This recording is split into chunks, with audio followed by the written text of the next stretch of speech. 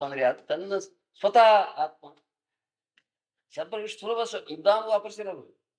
ಎಲ್ಲರಿಗೂ ತಿಳಿಲಿ ಅಂತ ಆತ್ಮ ಸ್ವತಃ ಇಷ್ಟೊಂದು ಯಾರು ಗೊತ್ತಿಲ್ಲ ಯಾರಿಗೆ ಯಾರಿಗೆ ಗೊತ್ತಿಲ್ಲ ಹೇಳಿದ್ರು ಹೌದು ನಾವು ಸ್ವಲ್ಪ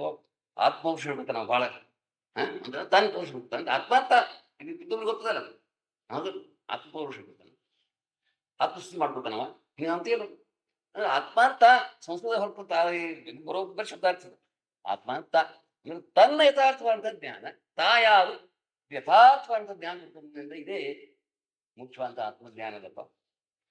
ಅದನ್ನೇ ಇಲ್ಲಿ ಅವರು ಹೇಳ್ಯಾರ ಆತ್ಮಸ್ವರೂಪ ಯಾವುದು ತನ್ನ ಹೃದಯದಲ್ಲಿ ಸ್ವತಃ ಸಿದ್ಧವಾಗಿ ಸ್ವಾಭಾವಿಕವಾಗಿ ಆಧಾರಭೂತವಾಗಿ ಅಖಂಡವಾಗಿ ಯಾವಾಗಲೂ ಪ್ರಕಾಶ ಬೆಳಗುವಂತಹ ಬರೇ ಒಂದು ಅಸ್ತಿತ್ವ ಬರೇ ಕೇವಲ ಚಿನ್ಮಾತ್ರ ಅಥವಾ ಕೇವಲ ಚೈತನ್ಯ ಅಥವಾ ಕೇವಲ ಸ್ವರೂಪ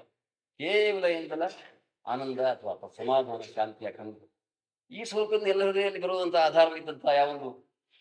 ಸ್ವಾನುಭೂತ ವಸ್ತು ಅದನ್ನು ಅದು ಆತ್ಮ ಈ ಶ್ರವಣ ಮನ್ನಣದಿಂದ ಇದು ತಿಳ್ಕೊಬೇಕು